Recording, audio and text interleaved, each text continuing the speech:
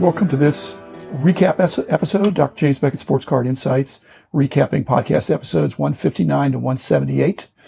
Thanks to our sponsors who have been with us all the way, Topps Panini and Upper Deck, Beckett Media, Beckett Grading, Beckett Authentication, Burbank Sports Cards, ComC.com, Mike Stadium Sports Cards, Heritage Auctions, Huggins & Scott Auctions. Actually, if you've followed some of these podcast review recap episodes, you know that sometimes I'll put at the end, I'll say which sponsor was shortchanged, got less coverage. And I think there's a different question, and I don't know that I can address it in this episode, but which sponsor is most impacted by COVID-19? I think they all are dramatically impacted, and my heart goes out to them. I know that there are many listeners who are not in great shape either, and we're just going to have to get through this. But again, I think the sponsors and everybody needs to hunker down as best they can.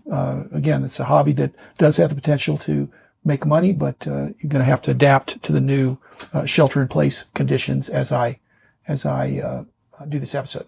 Anyway, 159, that episode was an interview with Adam Martin. It was at the Topps RIP party, which seems like ancient history now. That was a long, long time ago, even though it was a month ago.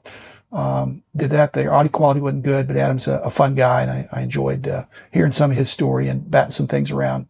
160 was the recap, don't recap recaps. 161 was another conversation with Eric Norton, the Podfather, the host, popular host of Fat Packs, which is Beckett Media's weekly podcast, and he talked about the Seattle Mariners. I wanted to kind of launch. I've got some other ideas for some other people with who are team collectors that will be coming in the future. But Eric's a great storyteller, a great interviewer, and a great interview. So enjoyed being with Eric. And again, that was in person, which is not going to happen for a while here.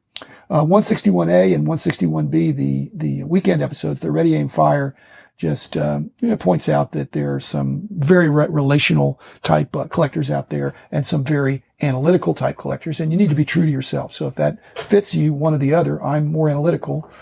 You might want to listen to that. Just a short episode. 161B was the investor or collector. How to know if you're an investor or collector. If somebody accuses you of being an investor or accuses you of being a collector. That episode was very popular. I was surprised that, I don't know if they got virally passed around, but again, one of the clues is if you never sell cards, then that's an indicator. And in this day and age, it's I want to encourage you to be buying and selling. And probably now you need to be certainly aware of selling and not buying unless you have plenty of money to spend. 162, the Orel Hershiser episode with Tim Getch. It's maybe one of Tim's favorite players. We talked about that since the very beginning.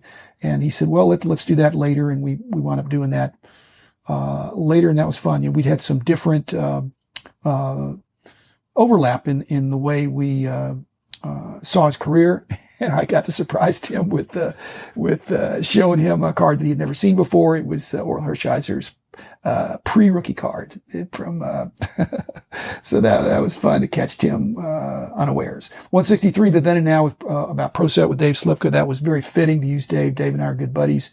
That was again a very popular episode. Pro Set was a phenomenon, just an amazing meteor that came and went around for, I think, less than 5 years, but it went from 0 to 100 million in sales so quickly, and then next thing you know, it was gone. So Dave was an excellent choice, because that's kind of how as part of the story of how Dave and I met, was Pro Set was a part of that.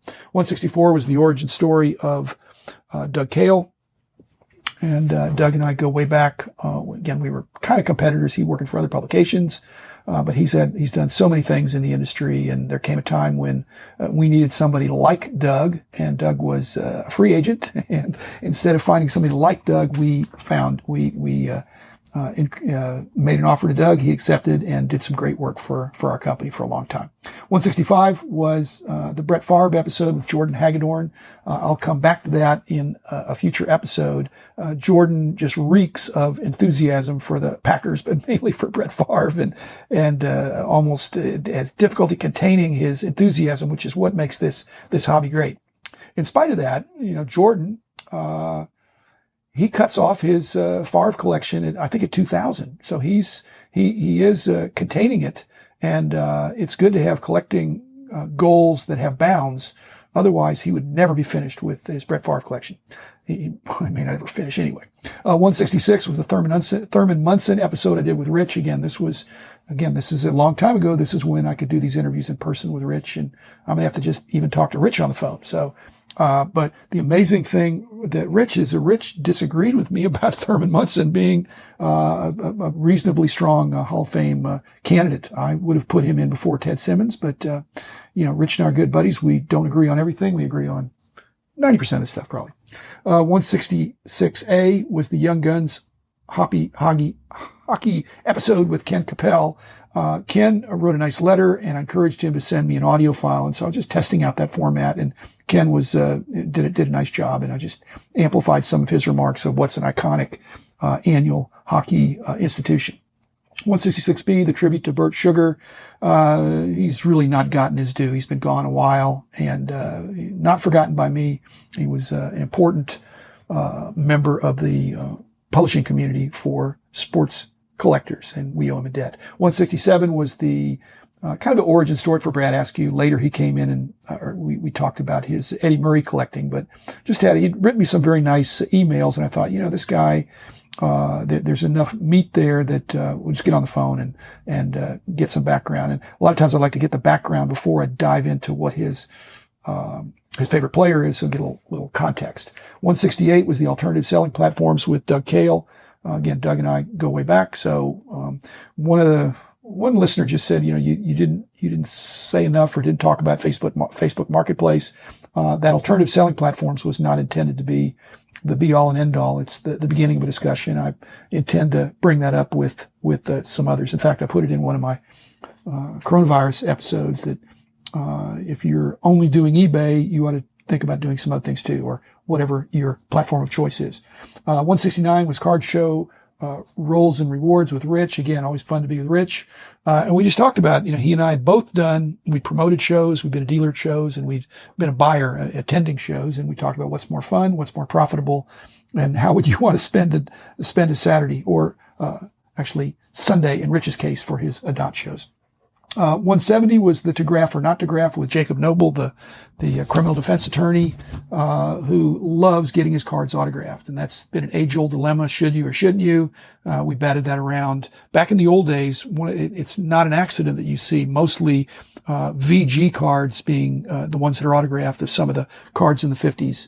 The best condition cards went in your primary set, and then an extra would be, because again, a lot of these autographs were sent in the mail or put in your pocket or going down to spring training or whatever.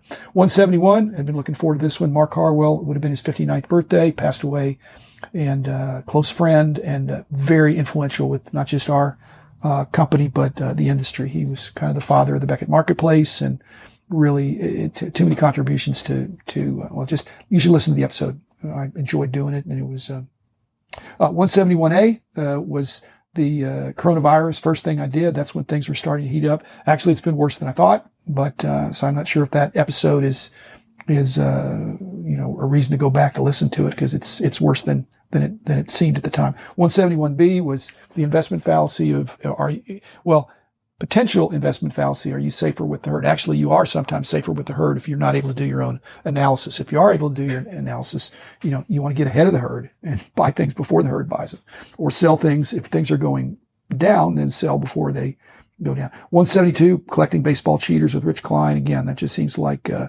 ancient history that the Houston Astros and Red Sox and some of these baseball scandals were on the front page of the sports. 173 was the Eddie Murray episode with Brad Askew. Again, if you've got your favorite player, let me know, because I enjoy doing those kind of episodes.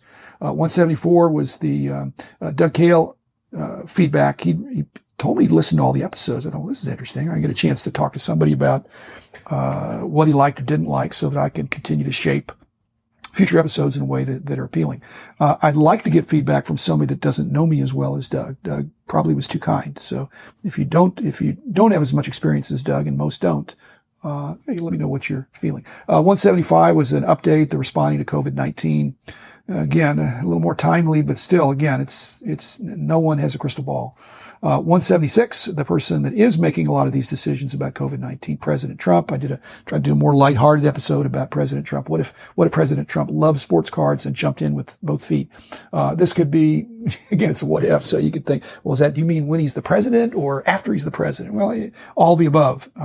He's a wealthy guy, and if he had a hobby, which I think his hobby is making money, but that's available here too. So, on the other hand, if he's the president and he loves sports cards, maybe he'd appoint a sports card czar, that could, rule the industry. So I would not put my name in. I am retired, but, again, he doesn't do anything small, President Trump. 176A was, are you an enthusiast or an addict? And again, it comes down to nobody says I'm addicted to cards. I can't help myself. I just keep selling them. No, it's usually I keep buying. And, especially in these economic times, you need to rein it in unless you're extremely wealthy. And then there may be some really good buying opportunities. 176B, investment fallacy of sunk cost. It's not irrelevant what you paid for a card if you're selling it, but it's not as relevant as you think. And you can wince when you sell something at a loss, but if it's going to go down further and not coming back, as some players that have flamed out, it's probably better to just sell and move on rather than selling something that's gone up, but it's could keep going up because the player is 21 years old, like Luka. 177 was the 84 Donruss Baseballs set review. Rich calls it the best set of the 80s. I've actually gotten some more feedback from some other people, and they say, yes, they think that's right on. So again, Rich has encyclopedic knowledge and a gift of expressing himself. And like I said, we work well off each other, and that was a fun episode to do. And again, that episode had been recorded a few days, before. And so there's no coronavirus in episode 177. 178 was the homebound collecting enjoyment, my response to Ryan Cracknell's, excellent article on, Beckett.com that's still available, with me adding the filter of, not just is it enjoyable, is it fun, or here's a pastime, but which of those 11, and I actually added a couple, would be profitable for somebody that's concerned about that. And I think most people should be. We're in a new normal for a while, and I don't know how long that's going to be. And then there may be a new normal after that. So, it's good to be, aware of what's going on. And again, Ryan did an excellent job. So, thanks listeners. I'll be back again tomorrow with another episode. This was, again, as is the custom, the recap, rushing through it. But, again, don't intend for everybody to listen to every episode. I like it when you do, but if you don't, that's okay. I'm trying to make them titled to where you think that sounds interesting. But these recaps are an opportunity for you to hear what you may have missed and dig in if you want to. Thanks again. Be back tomorrow with another episode. The man in the house of cards. The man in the house of cards. The man in the house of cards is doing all right.